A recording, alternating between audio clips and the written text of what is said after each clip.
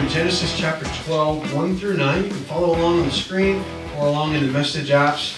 And we're starting to look at the life of Father Abraham, as he's been called. This morning we're talking about obedience. I ran across a story. I love missionary tales. In 1912, there was a missionary named Dr. William Leslie who was sent to a remote tribe of people called the Yansi people in Congo. And after 17 years, he returned to the U.S., having been a missionary in Congo, really as a discouraged man, believing that he'd not made any impact for Christ in all of his time spent there.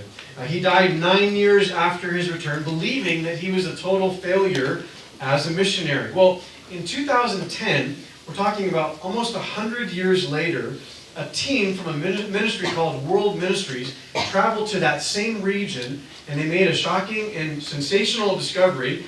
Based on their research, they thought they would come to the Yansi people group and they wouldn't know anything at all about Jesus.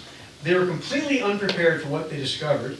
This village required a travel by a small plane, and then by a series of canoes, and then backpacking 10 miles into the jungle. And when they arrived to this remote village in the jungles of Congo, they found a network of reproducing churches right across the river, the Kwilu River, from where Dr. Leslie had been stationed.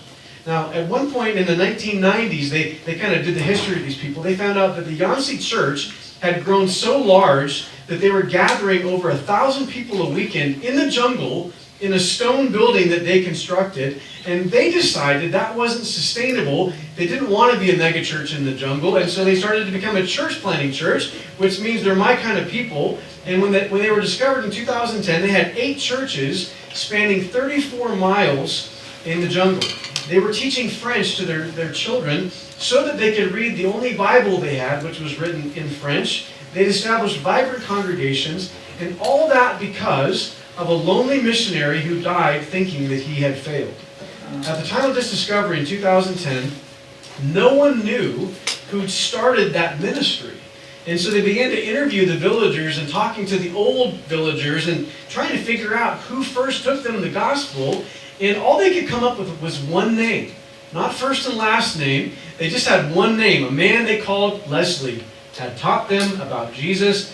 He died believing he was a failure, but 100 years later, thousands of people were saved. And I want to say this, because of one man's obedience.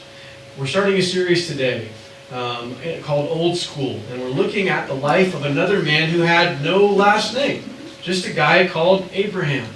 And since we're starting this series today, looking at a new character, I wanted to give you some background information about Abraham to kind of paint a picture of who he is before we kind of get into his story. Father Abraham started off as a guy named Abram, the son of Terah. And he was from Ur of the Chaldees, which is a city located in Mesopotamia. If you've ever taken world history, Mesopotamia kind of comes up. Abram, actually, according to Joshua 24:2, started out as an idol worshiper. And I have to admit, I didn't know that until this week when I was studying for the message. He was actually married to his half-sister, Sarai. We'll talk about that next week. And God eventually changed his name from Abram to Abraham. He's considered the father of the Jewish faith, or the patriarch of the Jewish faith. And Abraham was born sometime around 2100 BC. So we're looking at the life of a man this morning who lived 4,000 years ago. And I want to suggest to you that people are the same no matter where you go. It doesn't matter whether you live over here or over there or back then or today. People are the same wherever you go. And we're going to find today that some of the things this guy 4,000 years ago dealt with are the same things that we're dealing with here today. You could easily argue that Abraham was the most famous follower of God in the Old Testament. James 2:23 says this about Abraham. Abraham believed God, and God counted him as righteous because of his faith. And then listen to this. He was even called a friend of God. Hey guys, we're a church that wants people to become great followers of God and his son Jesus. And being a friend of God sounds even better, right? A follower of God sounds awesome, but a friend of God, wow. The life of Abraham is going to be our topic for 10 weeks. And what we're going to see from Abraham is some stunning examples of faithfulness and then some rather surprising low points. We'll get into that next week. But let's jump into our text today in chapter 12. The Lord had said to Abram, leave your native country, your relatives and your father's family, and go to the land that I will show you. Acts 7:2 tells us that God had actually appeared to Abram when he was still back in Mesopotamia. So he's giving him instructions to head to the land of Canaan, and he did. But in Genesis 11:31, it tells us an interesting note that on their way to Canaan, they stopped in a place called Haran. And now, so this, what we're reading here in Genesis 12, this is the second time that God had appeared and told Abram the same message, head to Canaan. So at this point in the story, Abram was living in Haran. He'd still not gone to the land that God had promised him. So you have to imagine his family packing up and leaving their hometown. They're heading to an unknown place, some place called Canaan. It's hundreds of miles away. It's weeks, if not months of travel. And when they got to this place called Haran, they said, this looks pretty good. Maybe we'll get to Canaan some other day. So it seems as though, if you read Genesis 11, it's kind of inferred that Abram's dad, Terah, made the call for his family to stop and stay in this other place. And guess what his dad's name means? Delay. That's what his name means. They're all supposed to go to Canaan, but his dad, this guy's name means delay, said, why don't we stop for a while? And they set up camp in a place called Haran. And guess what Haran means? Parched and barren. My family went to Moab a couple weeks back, and we were in that. If you've been to Arches, there's a cabin of a settler, and you're standing at this cabin, and you're like, what made that guy think this was a good place to set up a house? I mean, why here? It's a desert. And that's what Abraham and his dad did. They stopped at a place that literally means parched and barren. So his dad delayed them in a desolate place. They stopped there, but that's not where God had told them to go. And that brings us to the first point this morning about obedience. Obedience means doing what God says to do. That might sound really obvious to you, but I want to point out how amazingly often that's not true. As disciples of Jesus, we are constantly faced with decisions about obedience. Every single day, we have to make decisions to obey Jesus or disobey Jesus. There are things we know that God wants all of us to do, things that we're all supposed to obey. There are things that King Jesus said about living in the kingdom. We are supposed to love our neighbors. Are you loving your neighbors, or are you trying to avoid them? Do you turn the other cheek, or do you come out swinging? Are you praying for your enemies, or looking for opportunities to pay them back? Are you helping the helpless, or are you hoping that no one notices that you haven't? Will we love God with all of our heart and soul and mind and strength, or kind of just check in with God on Sundays? See, if we can't obey the things that God tells all followers of Christ to do, how can we possibly obey Him if He calls us to do something that's specific or something that's great? And that's what a lot of people are looking for. So many American Christians have taken on this notion of what is God's will for my life? Maybe you've said that, you've thought it, you've heard it. What is God's will for my life? The first thing is, God's will does not revolve around your life. Our life is supposed to revolve around God's will. So that's kind of a shift in our thinking. Our will is surrendered to the will of Christ. And if you read His Word, you'll know what He wants you to do. It's in print. It's widely available. It's probably on your phone. If you have that app, your phone will read it to you. Okay? You can know exactly what God wants you to do. He said what He wants all of us to do. How we're supposed to think, how we're supposed to live, how we're supposed to be, how to relate to Him, how to relate to each other. This is not a mystery to know God's will. It's in print. But so many of us are waiting for God to give us a tap on the shoulder and send us out to do something great, to take on some worthy task, to do something that will cost us, to have an adventure in the kingdom. But these people that are looking for that often can't be trusted with the basics. Here's what Jesus said in Luke 9:23. He said, whoever wants to be my disciple must deny themselves and take up their cross daily and follow me. I read that last week, and I'm probably going to read it again this next Sunday. This is the call of Jesus. It's a call to obedience, a call to sacrifice, a call maybe to even suffering. And we'll see this in the life of Abram, that obedience is a constant struggle. We could just as easily look at the life of Eric or the life of Cody or the life of Doug to see examples of obedience and disobedience. We all know what this is about, okay? Sometimes we are really on point. You guys have had those moments where you felt really good about you and Jesus. You're like in the Word and you're prayed up and your marriage is going well and your kids are okay and the beatitude is your attitude and the commandment is the code you live by and we're walking close with Jesus. Man, it feels so good. We're like living in the promised land. And then there's those other times. You know what I'm talking about? Where you're doing the things you don't really want to do. You're trying to stop but not succeeding. You're falling back into old habits and old ways. And your spiritual life is kind of like Haran. It's parched and barren. And it's especially hard for us to walk in step with Jesus when everything in our culture and our society says, who cares? When all the people that we know don't care to know God or follow His ways. God had these major things in mind. I mean, we know the end of the story, right? It's Abram, but we know he's going to become Father Abraham, but he wasn't there yet, was he? This is kind of back at the starting point. And so here's what God says to him in verse 2 and 3. I will make you into a great nation. I will bless you and make you famous, and you will be a blessing to others. I will bless those who bless you, and curse those who treat you with contempt, and all the families on earth will be blessed through you. First, I want to point out that God says in this section this morning, He says, I will, 6 times. The things that were happening weren't things that Abraham cooked up. God didn't approach Abram and say, what do you want to do, and I'll sign off on it. That's not what He said. He said, here's what I'm going to do, and then here's what you need to do in response to that. Some of the prosperity preachers will say things like, you got to name it and claim it, which I always think is messed up because it's like saying God works for me. We call the plays and then He signs off on them. That's not in the Bible I'm reading. God has a plan for the world. God has a plan for the church. And He's looking for people who want to get on board with His plan. And His plan is not just that you get saved. He's called us to join the kingdom that He's building that exists inside of all the kingdoms of the world, to make the Great Commission our mission. And He's called us to make His work our life's work. And He's called us to self-denial. And that's hard in a land of self-indulgence.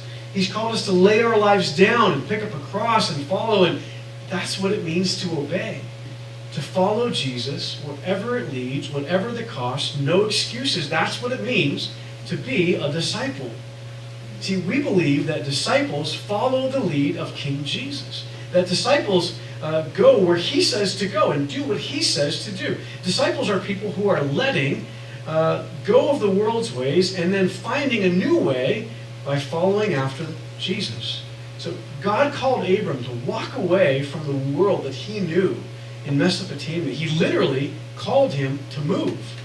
But we must note that God also promised 7 different things to Abram in verses 2 and 3. He said this. He said, I'm going to make you into a great nation.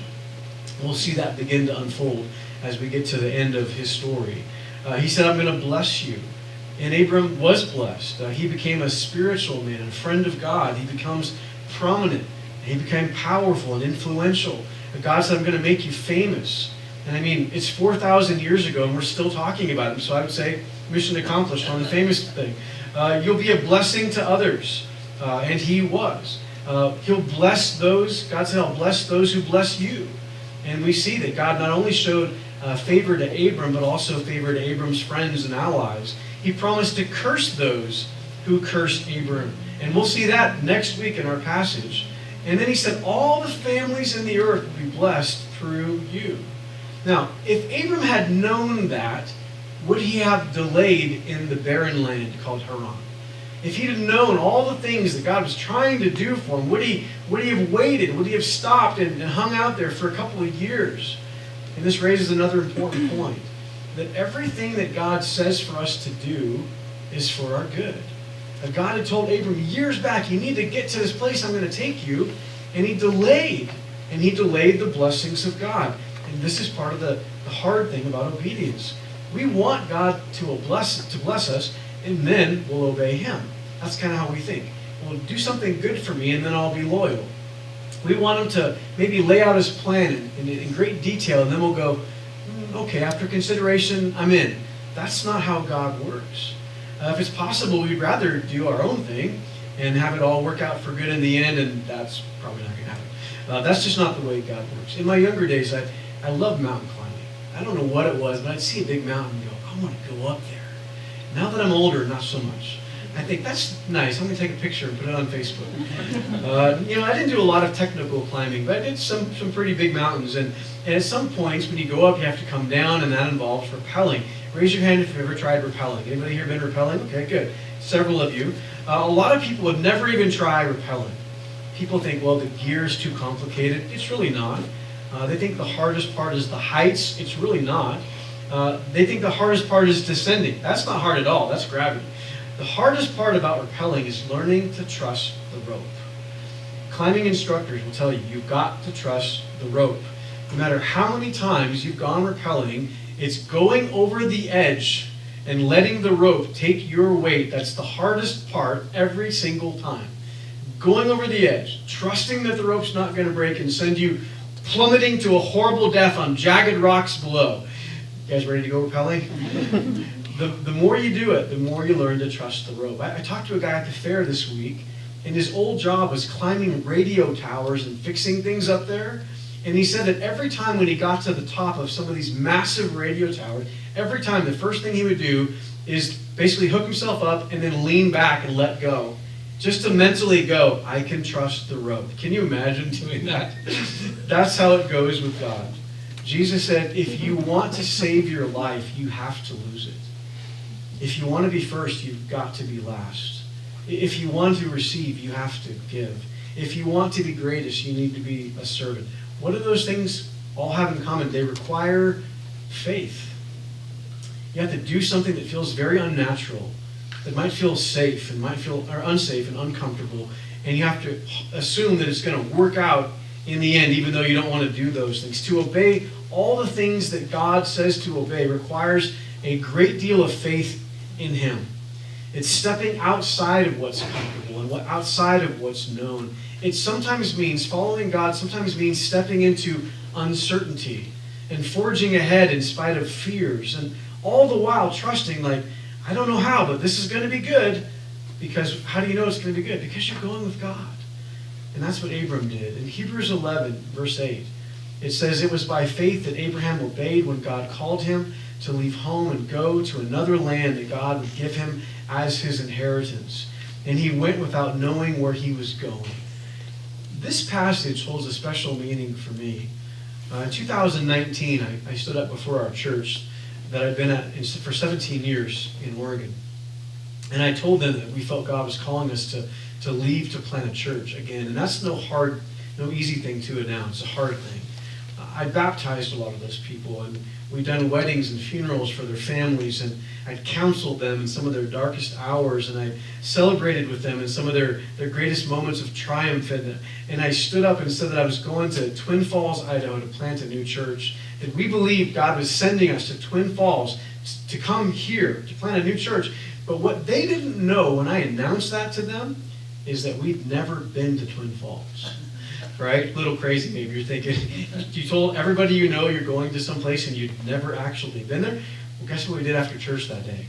Got in the car and drove to Twin Falls. And I have to admit that as we got a little closer, the anxiety level started going up a little bit. And we pulled in and we're like, this is the place God's sending us. But here's the thing. I wasn't real nervous about it this time because we had the same thing happen in 2001. When God called us to go to another place we'd never been, McMinnville. The first time I was terrified, but we obeyed what we thought God was calling us to do. And guess what happened? Good things. We were there 17 years. We built up a church family, and we obeyed, and good things happened. And we expect that to happen again here. Why? Because God has good things in mind for His people. And when God directs and we obey, good things happen. I mean, we all know Romans 8:28. God causes everything to work together for the good of those who love Him and are called according to His purpose for them. God's not sending us out to do things so we can fail. He's not tapping us on the shoulder to make us look silly. And even though Abram stopped and delayed the first time, the second time he wasn't delayed. And verse 4 tells us that Abram departed as the Lord had instructed, and Lot went with him. Notice Lot. He'll become a key player in the story of Abram as we get into the next several chapters. Abram was 75 years old when he left Haran. He took his wife Sarai, his nephew Lot, and all his wealth, his livestock, and all the people he'd taken into his household at Haran, and headed for the land of Canaan. And when they arrived in Canaan, Abram traveled through the land as far as Shechem, and there he set up a camp beside the oak tree of Moreh.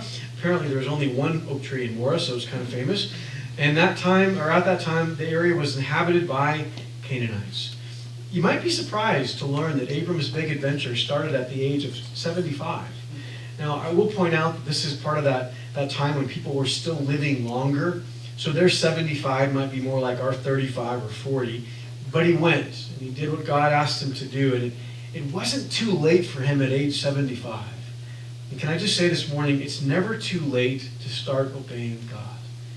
It's never the wrong time to start obeying God. It always pays off when we obey God, but it always requires faith.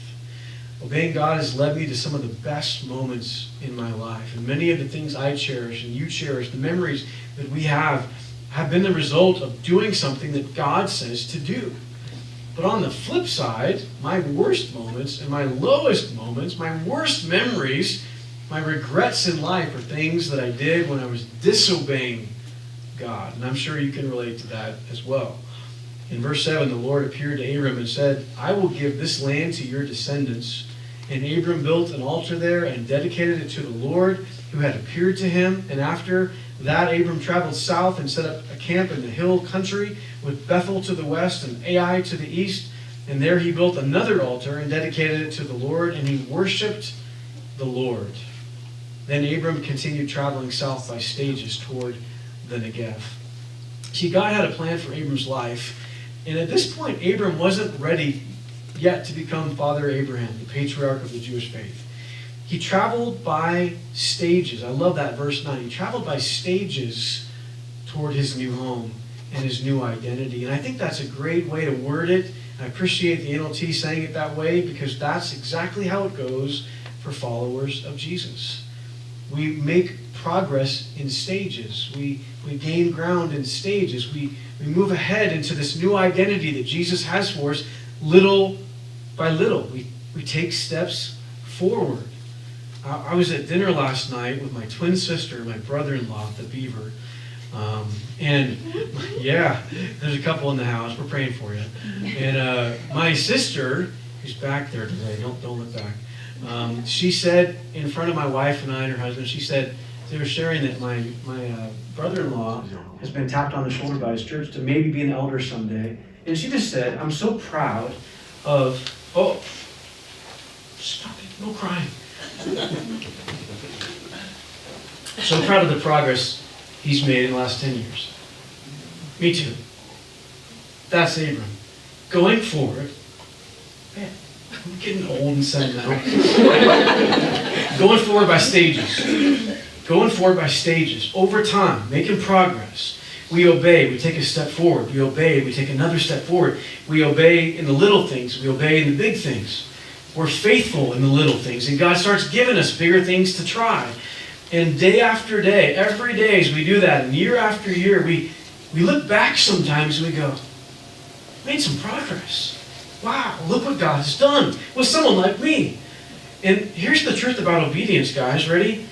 We can only learn to obey by obeying. You don't learn to obey by reading a book. You don't learn to obey by saying, God, make me obedient today. And then he's like, okay, boom. That's not how obedience works. You learn to obey by obeying. Most people don't leap from disobedience to radical faith in one day. They learn to obey by giving themselves over to Jesus every single day. And they look back and they see progress. I heard this story that just cracks me up. There's a guy who's a police chief in Knoxville, Tennessee, which is a pretty big town. And his name is Phil Keith. And he's on a televised city council meeting. And while he's on TV, on the city council meeting, they're discussing this big stuff, big important things. He gets a text message from his elderly mother. And so he quickly left the meeting, excused himself from the meeting, thinking that something's wrong. And he called his mom and said, "Mom, is everything okay?" And she said, "Phil, are you chewing gum?" She'd been watching him on TV and saw him chewing gum, like I get criticized by my wife for chewing gum. And she, "Are you chewing gum?" "Yes, ma'am."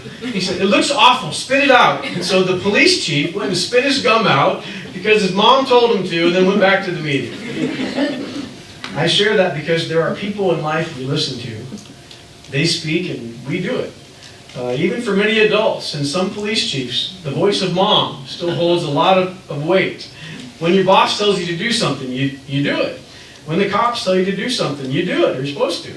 When your brother or sister tells you to do something, you just ignore them. They're not the boss of me. But how did you become conditioned to do what those people tell you to do? Think about that. How do you become conditioned to do what those people that you listen to tell you to do? You learned it in stages, and that's how it goes with the Lord. We learn to listen and obey by listening and obeying. And if we do that in little things, we get prepared and equipped to do that in bigger things. And that's exactly what God was doing with Abram, preparing him to become Father Abraham in stages. See, ordinary day-to-day obedience trains us for radical discipleship. And when God spoke to Abram, he told him something that I didn't explain earlier. He said, "All the families on earth will be blessed through you." What's that mean? Well, obviously, Abram didn't have the capacity to bless everybody on the planet at that time. But if you flip over all the way to Matthew chapter 1, verse 1, the very first verse in the New Testament, here's what it says. "This is the genealogy of Jesus the Messiah, the son of David, the son of Abraham." Because Abram was willing to trust God and obey God, God used him and the descendants of his family to be the people from which the Messiah was born. And Abram had no idea. I mean, he couldn't have possibly understood all of that and what it meant. But his people, God's people, were set aside, can I just say, not for land, but for a purpose. God favored them for a reason. And the reason was to bring the Jewish Messiah into the world to establish an eternal kingdom that would include all people from all over the world, from every kingdom of the world, every nation and tribe and tongue, a kingdom that would be for Jews and Gentiles and all the notorious sinners in southern Idaho. And it started with Abram going to the place that God said he would show. Being a disciple of Jesus in these times, I think, is challenging. And I think it's going to become increasingly challenging in the days ahead. If you weren't here last week, we had our Vision Sunday. We talked about some of the obstacles that are facing the American church. And I encourage you to get online and watch that if you didn't. A lot of stats and figures, and they all kind of paint a rather gloomy picture. Sometimes we're trying to obey God's commands. Sometimes we're trying to be light in a dark world. Sometimes we're trying to make an impact in our community for Jesus. And we kind of feel like we're not making any difference. Just like Dr. Leslie, the missionary who died thinking he was a failure. A lot of Christians think what I'm doing, the good I'm trying to do, just doesn't feel like it's making a difference. But what if God, using ordinary people like us, who are willing to obey, to make a difference for Jesus in the world, what if we were willing to obey and see what happens?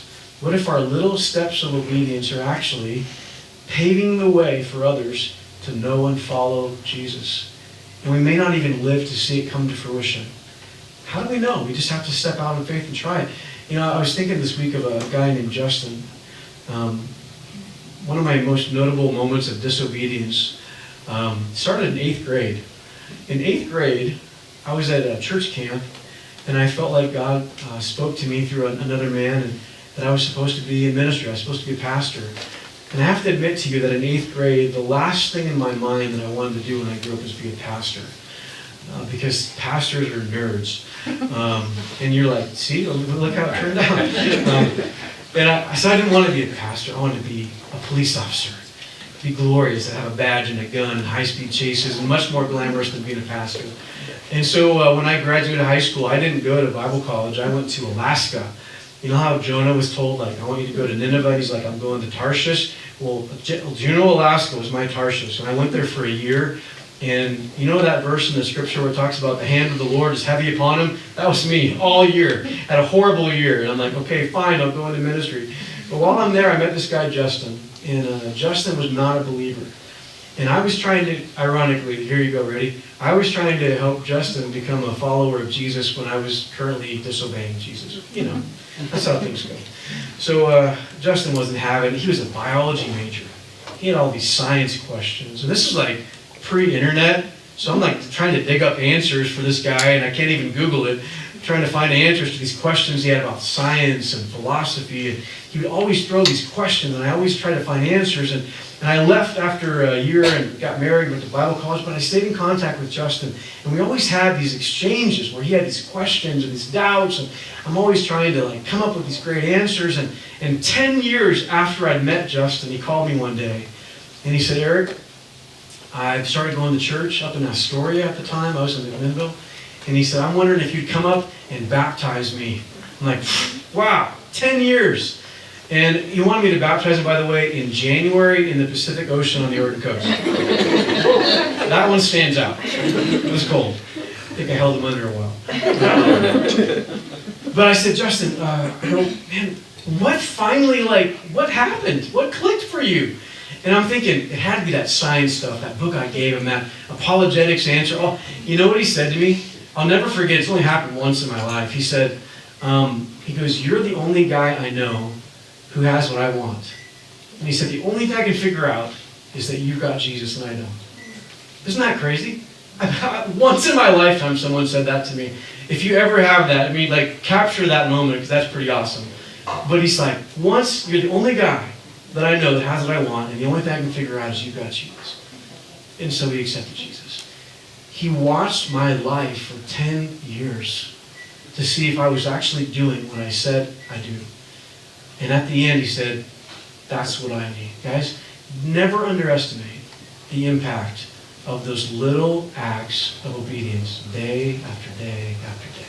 If God can use an idol-worshiping guy named Abram from Mesopotamia to change the world, then he could probably use people like us to change the life of just one, even if it's just one, friend or neighbor, or coworker, family member.